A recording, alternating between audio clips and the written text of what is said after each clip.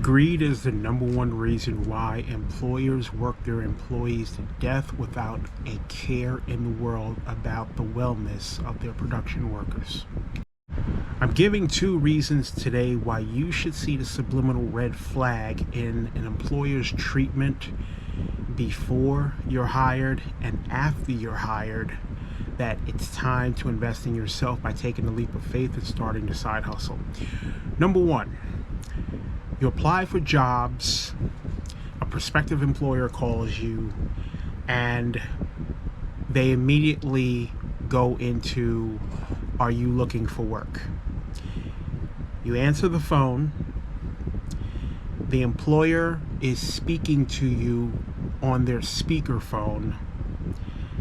They identify you by name, and after identifying you by name, if you choose to confirm yes or no in the beginning of the call, they immediately go into the question, are you still looking for employment, or are you still in the job market? Hold it right there. Number 1, the employer allegedly failed to identify themselves. Number 1, what their name is. If they don't say, hi, this is so-and-so calling from so-and-so company, and I'm calling you in regards to your resume. You applied for an employment with us, and is this so-and-so? Yes, hi, I'm so-and-so. Okay, thank you for reaching out to me, prospective employer. So you have a job opening, is that correct? Yes, I have a job opening for such and such position. It's part-time or full-time, paying X and X amount of dollars per hour. Are you still in the job market looking for work? If the employer fails to deliver the correct salutation in terms of opening the call, hello, my name is such and such, I'm calling from such and such company in regards to the resume that you submitted for the job. Are you still in the market, or is this so and so? Okay, great. Are you still in the market looking for work? If the employer fails to address you with the correct salutation, do not give the employer a second chance. So, an example, again, of an ignorant opening of a call from a prospective employer. Hi, is this? Oh, no. Not is this. Let's just get down to the nitty gritty, like a one-night stand. Yeah, I said a one-night stand. Hi, so-and-so? Who? So-and-so? Okay, and this is? You still in the market looking for a job? Are you still in the job market? Or are you still looking for work? Hold on. Who are you? What is your name? And what company are you calling from? Oh, the whole time, mind you, they have you on speakerphone. They're not, sounded far away. I'm sorry, who are you? What company are you calling from? Oh, yes, my name is so-and-so, and I'm calling from ABC company. Stop the call right there. You take ownership, and you take control of the call.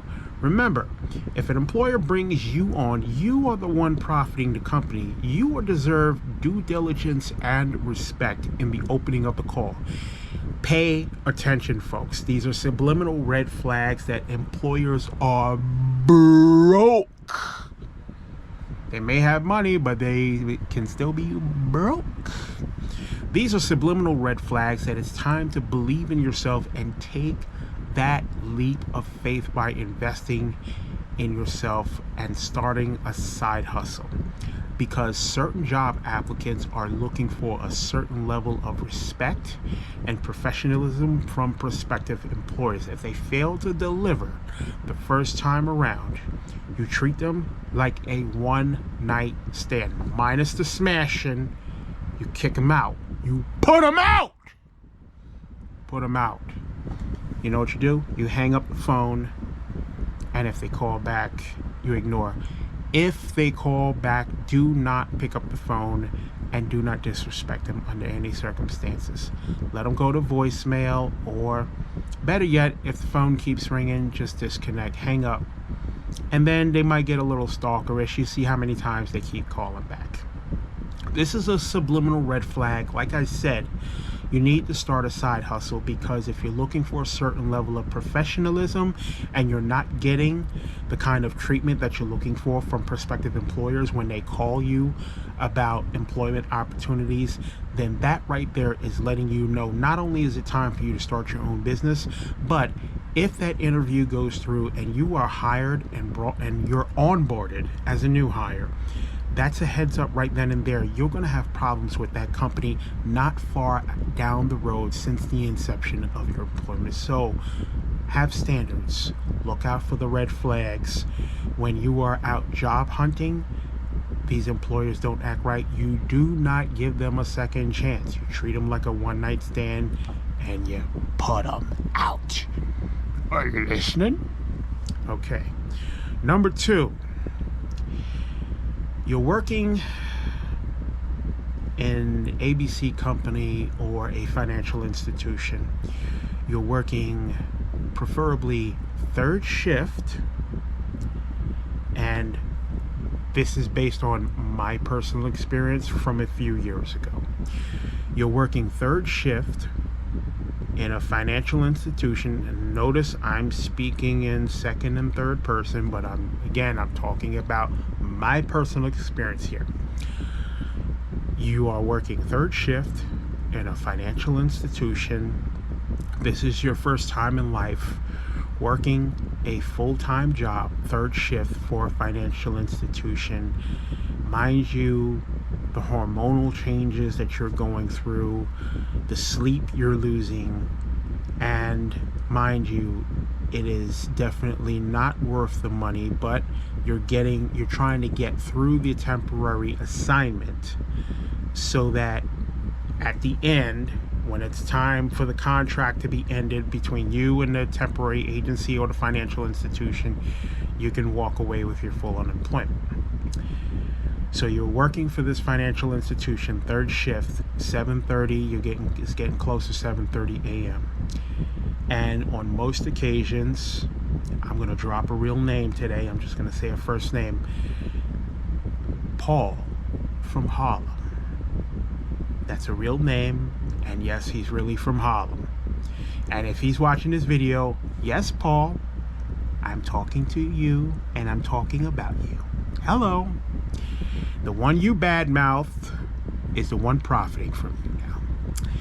Moving forward, your team leader / operations coordinator / assistant vice president, and I'm speaking from my experience, Paul came to me on many occasions toward the end of my shift. I couldn't wait for 7:30 to come around so I can go ahead and clock out and bounce so I could try to sleep during the day. Now, if you've ever noticed, the morning and afternoon air is different from the air at night. More daytime air keeps you awake and energetic. Even if you didn't get enough sleep, you're unable to sleep during the day because the air changes. At night is when you're quite sleepy, you're drowsy, and if you're working third shift with shift differential, obviously you're trying to fight those feelings off because you want more money. So at the time, Paul came to me on many occasions toward the end of my shift asking me to work overtime. Now, I don't know if the financial institution I was working for at the time was in a financial crisis, or they just didn't give a F, about their employees and their health or wellness.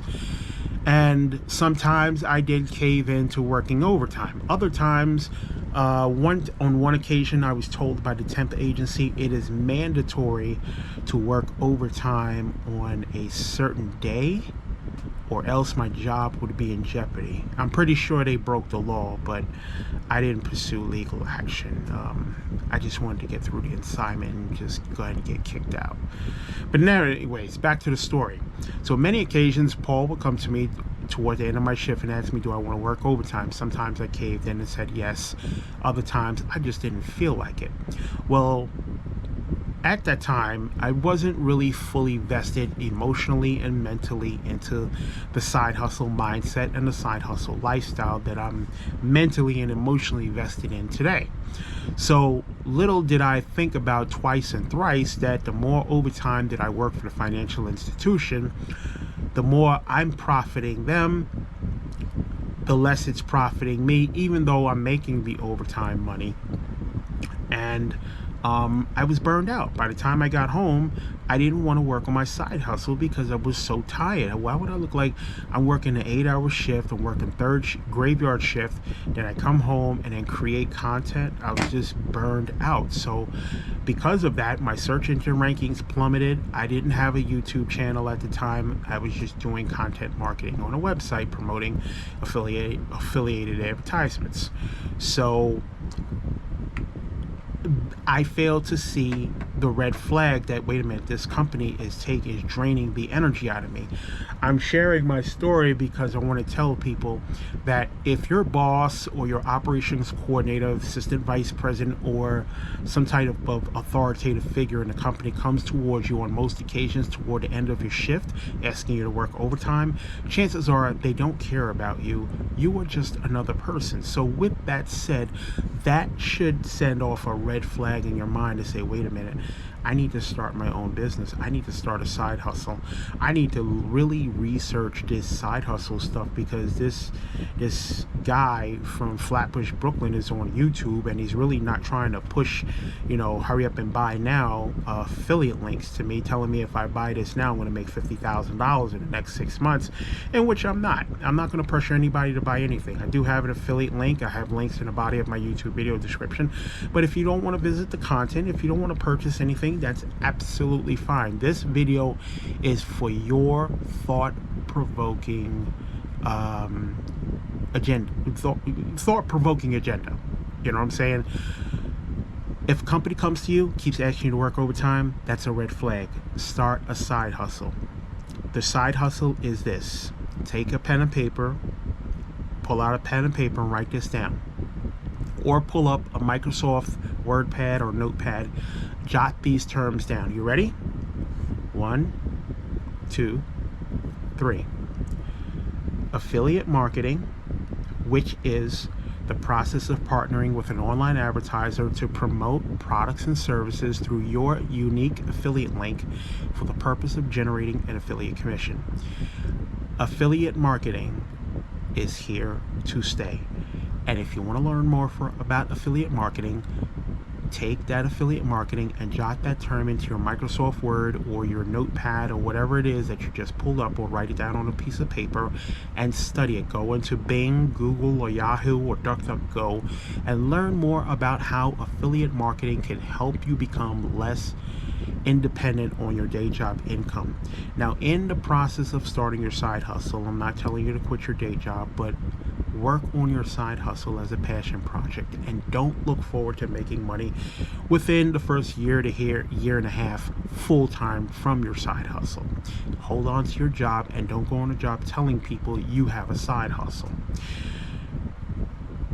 Little things on your job, such as lack of a pay raise, your shift leader coming to you toward the end of your shift on many occasions asking you to work overtime, or mistreatment, workplace harassment. These are all red flags, ladies and gentlemen, that it's time to start a side hustle. Most companies, not all, but most companies deliberately mistreat their employees on purpose, deliberately deny them pay raises, deliberately withhold corporate advances, because most companies want to enslave your mind. We're taught from school the way to be successful is you go to school, you go to, from elementary school, kindergarten to high school, you graduate from high school, you go straight to college for 4 years. Then from after you get your bachelor's, you go straight for your master's. Then if you have the financial ability, go and get your PhD. While that's all fine and well, and after you get your PhD, then go get it, or master's or PhD, go get a job and work your way to the top of the company. And that's what's considered success traditionally. Ladies and gentlemen, that is not the only way to be successful. And I'm not against going to college and getting your degree. I have a 4-year degree. It took me more than 4 years to get it, but I have a degree in marketing from Wilmington University. I graduated with a 3.5 GPA. I've been on the dean's list 3 times, and I'm very humbled about it. I'm not arrogant. I'm not high. Oh, look at me, I'm the stuff. I'm over 40, and I still got it up here, man. Oh, because you know why? I can be easily replaced by someone else. That's what keeps me humble.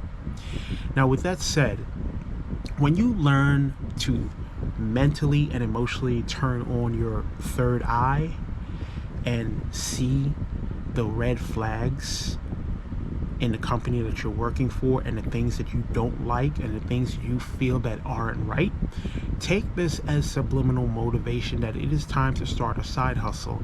Believe that you can rise above that, whether it's being denied a pay raise, whether it's being called a weirdo by the vice president of that operation or that job that you're working on. Believe in yourself that you're better than that, but you have to go through the trials and tribulations in order for that third eye to be turned on and to see the subliminal red flags that, wait a minute, it's time to start a side hustle. One thing an employer hates to discover in secret is that the negativity and all of the crazy stuff they dish to you, you took it, you used the power of positive thinking, and you started a side hustle, and you're generating streams of passive income, or on your way to generating streams of multiple and stable passive income, and you're well on your way to becoming a near future side hustle millionaire. This is for the working class people. And if you don't already know, let me rehash this one more time. I am born and raised in Brooklyn. I'm born in Brooklyn, raised in Flatbush. My mother worked for the city of New York for 35 years for the Agency for Child Development from 1959 to 1994. My poppy worked for the United States Postal Service in Brooklyn. He started, I believe, in 1970. He worked for the post office. He was a mail sorter, worked as a mail clerk, not a mailman, but a mail clerk inside the postal facility, became a postal police officer. He worked at the main post office. If you know where the Brooklyn Supreme Court is downtown, he worked at the main post office on Tillery Street, down the block from the Brooklyn Supreme Court, right there at the bridge. So literally at the end of Flatbush Avenue, but right before you get to the bridge and get to Chinatown on Canal Street. That's where my poppy worked, in that big post office on Tillery Street. And he also worked, I think it was JFK. He worked at the post office out in JFK, worked in Queens, and he finally retired after 42 years. My poppy also fought in Vietnam, and yes, he has Agent Orange disease. So this is for working class people. This is for real people, because I'm a real person. I'm straight out of Flatbush, Brooklyn, and I'm not ashamed to say it. I'm not on here with the little homeboy stuff like I used to, But I just want to give you some things to think about, because I come from a working class family. I have been in the workforce for many years. I've been through many trials and tribulations with ignorant employers. And as a matter of fact, let me fill you in on something else. If you remember King's Plaza shopping mall on Flatbush Avenue U back in 1990 or 76. I got my working papers at 1990. When you walked into King's Plaza shopping mall on Flatbush Avenue, you remember next door they used to have Alexander's department store. There was an ice cream stand called Hillary's Ice Cream. and that was my first job in King's Plaza at Hillary's Ice Cream. I forget how much I made. I think I only took home maybe about $30-something a week, or I don't know, maybe close to $100 every 2 weeks or something like that. But anyways, I come from a working class family. I too have been, in the workforce for many years. I've worked in many banks. I'm not going to name them because I dropped Paul's name, and if I say the bank name, somebody out there is going to put it together that, oh, Paul, he's talking about you. Well, Paul probably already knows that I'm talking about him, and I literally don't care. I didn't give out his last name, and I didn't give out the bank that he works for, so therefore, Paul, if you're watching, you can't sue me. But I thank you for treating me like garbage when I worked in that bank third shift. I thank Brian, and I also thank Mr. Armand, and I thank Mr. Steve as well. You all know who you are. And let me not forget little high yellow Kiana. Yeah, you, little Miss Prissy. Thank you for walking up to me and harassing me on the job, telling me, you need to grow up. I'm going to tell you something. You need to go to church and get yourself right, Kiana. All right. This is Side Hustle Inspiration. I'm Sean. Thank you so much for watching. And remember, learn to see the red flags on the job. When you do, look at that from a positive perspective. And it's just saying, hey, this job is not going to last long. You don't have a future with the company. So when you learn to see those red flags, when you endure the harsh treatment, it's time to get that side hustle going. Because no employer wants to know the one they mistreated, the one they denied a pay raise, is well on their way to using their garbage that they dish to you, and you're getting ready to be a side hustle millionaire. Also, if you're in the market looking for a job, even though you need a job right then and there in the moment, do not under any circumstances lower yourself to an employer, a prospective employer talking to you any kind of way on the phone or not addressing you properly because you need a job. Don't allow them to cut no corners. Don't take no sloppy seconds from no employer. You keep your standards, okay? If it means hanging up the phone on them, you do what you have to do and move on. Remember, you are better than how your narcissist, prospective, or current employer treats you. Thank you so much again for watching. And again, my name is Sean. Stay tuned for the next video. God bless. Peace.